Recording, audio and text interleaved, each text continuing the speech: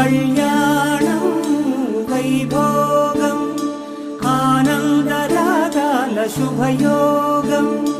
Kalyanam Vaibhogam ఆనందరాగాల శుభయోగం.